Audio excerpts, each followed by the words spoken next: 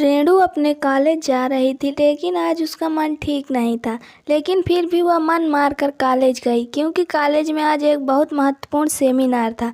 उसके छोटे भाई की तबीयत ठीक नहीं थी, इसलिए उसका मन भाई की तबीयत पर ही टिका हुआ था।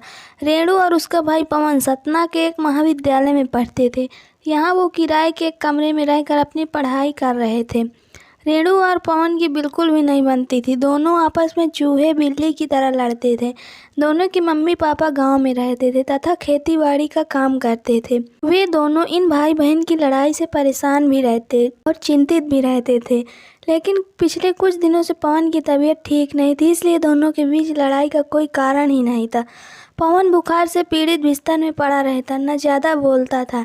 रेणु हमेशा गुस्से में पवन के मर जाने की कामना किया करते थे, पर यह सब वह गुस्से में कहा करती थी। रेणु को सब कुछ व्यवस्थित तरीके से चीज़ें पसंद थी। पवन एक तो घर में सबसे छोटा और लाडला था तथा लापरवाह भी था, जिसकी वजह से कमरे में चीज़ें यहाँ से वहाँ व्यवस्थित कर दिया करता था और रेणु के कई काम की चीज़ें घुमा दिया करता, जिसकी वजह से दोनों के बीच में लड़ाई हुआ करती। कई बार रेणु गुस्से में पवन के लिए बुरा भला बोला करते थे। एक बार रेणु का पेन नहीं मिल रहा था, जिसके बाद दोनों भाई बहन की जमकर लड़ाई हुई। बाद में रेणु गुस्से में कहती है कि भगवान, ये मर क्यों नहीं जाता, मेरा जीवन बर्बाद करके बैठा है। गुस्से में ऐसी बातें वह कई बार बोल दिया करती थी। पवन ये सब सुनकर मुस्कुरा देता और बहन को चिढ़ाकर भाग जाता।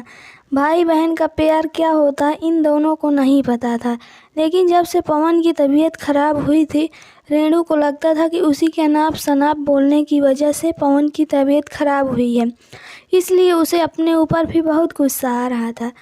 वह इस समय अपने भाई की पूरी मन से सेवा कर रही थी, जिससे वह ठीक हो जाए।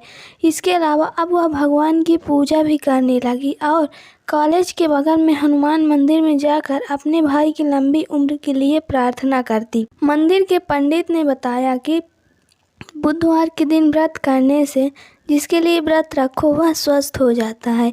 यह सुनकर रेणु ने बुधवार के दिन भी व्रत रहने लगी।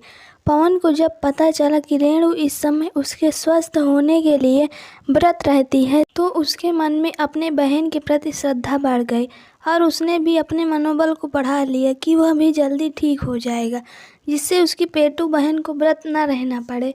और धीरे धीरे कुछ ही हफ्तों में पवन ठीक हो गया। रेणु बहुत खुश हुई और उसने मन ही मन निश्चय किया कि अगर भाई ठीक हो जाएगा तो वह मैहर में माँ शारदा के दर्शन करने जाएगी।